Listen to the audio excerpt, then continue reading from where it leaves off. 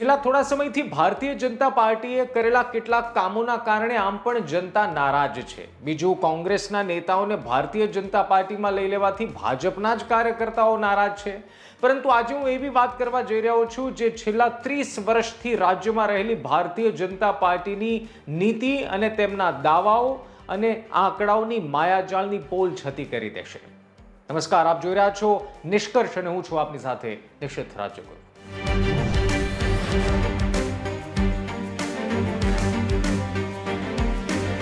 ચોમાસાની સિઝનમાં આપણે જોયું કે વરસાદે મહેર વરસાવીને ક્યાં કહેર વરસાવ્યો.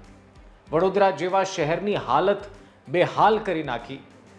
રાજ્યનો એક પણ રસ્તો કદાચ એવો નહીં હોય કે જે સીધો, સ્વચ્છ અને ચાલવા કે વાહન ચલાવવા લાયક રહ્યો હોય. ભારતીય જનતા પાર્ટીના નેતાઓ આ સ્થિતિમાં જ્યાં જ્યાં પણ જનતા વચ્ચે ગયા છે ત્યાં ત્યાં રોષનો સામનો કરવો પડ્યો છે. અને કદાચ આપ એમાંથી જ કોઈ કહેશો કે જ્યારે નેતાઓને તમે ખુદે તમારા વિસ્તારમાં સવાલ કર્યા હશે. વડોદરામાં તો એ ગુસ્સાનો ભોગ હર્ષ સંઘવીથી લઈને ઘણા નેતાઓ બની ચૂક્યા છે. અમદાવાદના રૂરલ એરિયામાં જ્યારે નેતાઓને કોર્પોરેટર પહોંચ્યા ત્યારે પણ એ સ્થિતિ થઈ ચૂકી છે. અને હવે તો હદ ત્યાં છે કે ગાંધીનગરના રસ્તાઓ, અંતરિયાળ રસ્તાઓની પણ હાલત ખખડધજ થઈ ગઈ છે. કરવા માટેના કામ નેતાઓ પાસે અઢળક છે. રસ્તા રિપેર કરો, સ્વચ્છતા કરો, જનતાના કામ કરો. કામ ગણાવવા જઈએ તો જનતાના અનેક કામ પેન્ડિંગ છે. પરંતુ ભારતીય જનતા પાર્ટીના નેતાઓને એમાં કોઈ રસ નથી. ના તો ભારતીય જનતા પાર્ટીને રસ છે. ભારતીય જનતા પાર્ટીને રસ શેમાં છે? પોતાના પક્ષને મોટા કરવામાં. હવે હું આ એટલા માટે કહું છું કારણ કે આ એક પત્રકાર તરીકે નહીં, પરંતુ અમે જ્યારે લોકો વચ્ચે જઈએ છીએ ત્યારે જનતાનું પણ આ જ દુઃખ છે કે મત માંગતી વખતે નેતાઓ આવી જાય છે, મીઠી મીઠી વાતો કરે છે, અને જ્યારે કામ કરવાના હોય ત્યારે આ નેતાઓ ગાયબ થઈ જાય છે. વડોદરા શહેરની જે સ્થિતિ વરસાદના કારણે થઈ ત્યારે એક પણ નેતા સ્થિતિમાં શરૂ વરસાદે કોઈને મળ્યો હોય કે ફરક્યો હોય એવો એક દાખલો સાંભળવા નથી મળ્યો. તેમ છતાં કામ કરવાને બદલે ભારતીય જનતા પાર્ટી પોતાના જ કાર્યક્રમોમાં વ્યસ્ત છે. અને આ કાર્યક્રમ છે ભારતીય જનતા પાર્ટીનો સદસ્યતા અભિયાન. નવા સભ્યો બનાવો. નવા સભ્યો બનાવો એમાં કોઈને વાંધો હોય જ ન શકે. પક્ષનું કામ છે, પક્ષ પોતાનું કામ કરે. પરંતુ જે નીતિ સભ્ય બનાવવા માટે પોતાના નેતાઓ પર અમલી કરી છે અથવા તો પોતાના નેતાઓને જે ટાર્ગેટ આપ્યા છે તેના પરથી સાહેબ ઘણા સવાલો થાય. હું આપને કહું કે કામ કરવા માટેના લિસ્ટ લાંબા છે, પરંતુ તેમ છતાં કામના ટાર્ગેટ નેતાઓને નથી મળતા. નેતાઓને ટાર્ગેટ છે એના મળે છે નવા સભ્યો બનાવો. ભારતીય જનતા પાર્ટીએ પોતાના ધારાસભ્યો અને સાંસદ સભ્યો માટે નવા સભ્ય સદસ્યતા અભિયાનમાં નવા લોકોને જોડવા માટેનો એક ટાર્ગેટ રાખ્યો છે, જેમાં સંસદ સભ્યોને પોતાના વિસ્તારમાંથી 7 લાખ નવા સભ્યો બનાવવાના રહેશે અને 10,000 વ્યક્તિગત રીતે. ધારાસભ્યોની માથે વ્યક્તિગત રીતે 5,000 છે અને પોતાના મત વિસ્તારમાંથી 1 લાખ નવા સભ્યો ગોતી લાવવાના છે, જોડવાના છે ભારતીય જનતા પાર્ટીમાં. તમે કરો, એની સામે અમને કોઈ વાંધો નથી. પરંતુ સવાલ એ થાય સાહેબ કે શું તમે તમારા ધારાસભ્યોને કે સાંસદ સભ્યોને ક્યારેય કામના લિસ્ટ આપ્યા છે, કામનું ટાર્ગેટ આપ્યો છે કે તમારા કાર્યકાળમાં એક પણ રોડ ખરાબ ન થવો જોઈએ, તમારા કાર્યકાળમાં 10 નવા રોડ બનવા જોઈએ, 2 બ્રિજ બનવા જોઈએ, ઇન્ફ્રાસ્ટ્રક્ચરના કામ થવા જોઈએ, લોકહિતના કામ થવા જોઈએ? એવો ક્યારેય ટાર્ગેટ આપ્યો છે કે તમારે 5 વર્ષના કાર્યકાળમાં 25 વખત જનતાની વચ્ચે જવું જોઈએ? શરૂ વરસાદે પણ લોકોની સમસ્યાનો ઉકેલ લાવવા માટે તમારે જવું જોઈએ? પરંતુ એવા ટાર્ગેટ તમે નહીં આપો, કારણ કે તમે નેતાઓ ટાર્ગેટ જનતાના કામના ટાર્ગેટ પૂરા કરવા માટે નહીં, પોતાના પક્ષને મોટા કરવા માટેના અને મોટા મોટા જનતાને આંકડા દેખાડી દેવાના. જેમ 2020માં દેખાડ્યા હતા કે આટલા સભ્યો અમારામાં જોડાના. એ વ્યક્તિગત તમારો ઇસ્યુ છે અને કદાચ હશે પણ. અને આ વખતે પણ તમે એવી મોટી મોટી વાતો કરશો. 2 કરોડ સભ્યો નવા જોડવાની વાત છે. આમ તો અભિયાન ધીમું પડી ગયું છે, પરંતુ ધીમું કે ફાસ એ આપને મુબારક. અમારે તો સવાલ માત્ર એટલો છે કે જનતાના કામના ટાર્ગેટ આપો. આ નેતાઓને આ જાડી ચામડીના નેતાઓ જે શરૂ વરસાદમાં સમસ્યાઓમાં પોતાના ઘરમાં પંખા નીચે સોફા પર પગ લાંબા કરીને જે બેઠા રહે છે ને, એમને ટાર્ગેટ કામના આપો જો તમારી તાકાત હોય તો.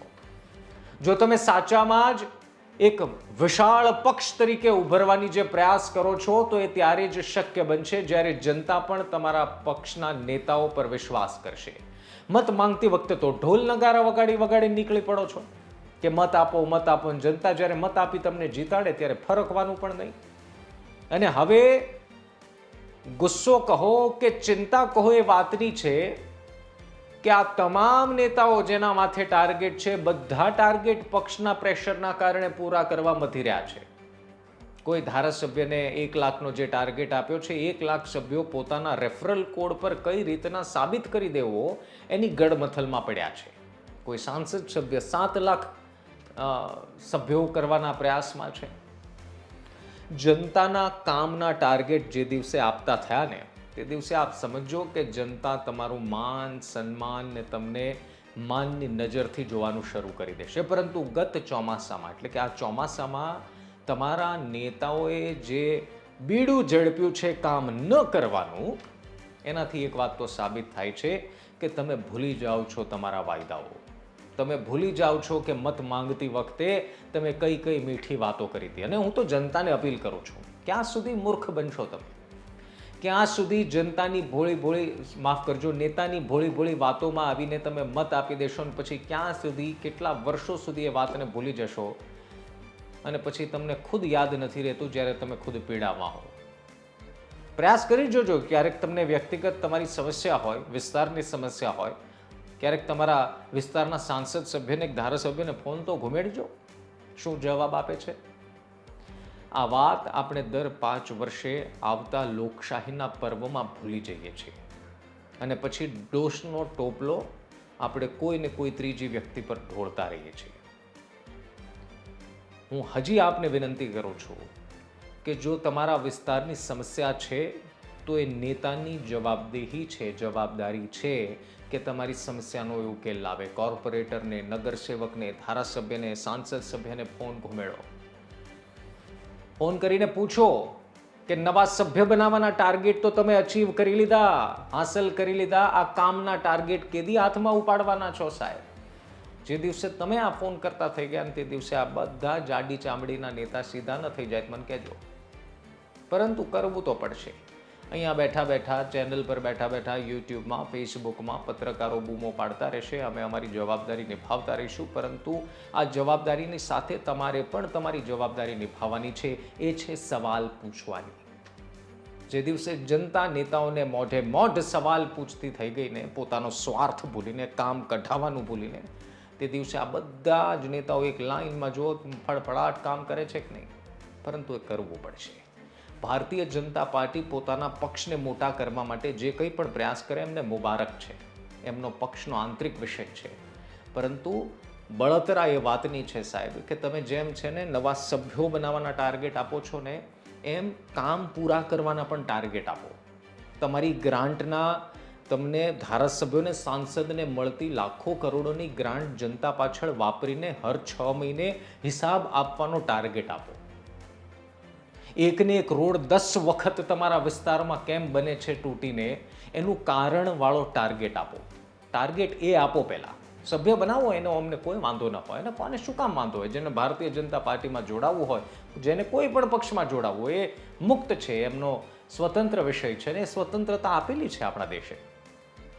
પરંતુ જનતાની માટે, જનતાની સેવા માટે નેતા બન્યા છો તો પહેલી જવાબદારી જનતા છે, તો એ પણ પૂરી કરો તો સારી વાત છે. જો આપને આ વિડીયો ગમ્યો હોય અને તમને જો લાગતી હોય કે અમારી વાત સાચી છે તો કમેન્ટમાં તમારા વિચાર મૂકજો. આમ પણ આપણે forward message, good morning, good night અને રીલ્સ ને બાકી બધું ફોરવર્ડ કરવામાં માહેર છે, પરંતુ આ તમે ફોરવર્ડ નહીં કરો. ક્યાંય કરો તો સારું, કરો તો સારું છે, અમારી માટે ને તમારી માટે, બંને માટે સારું છે. કરો એ જરૂરી પણ છે.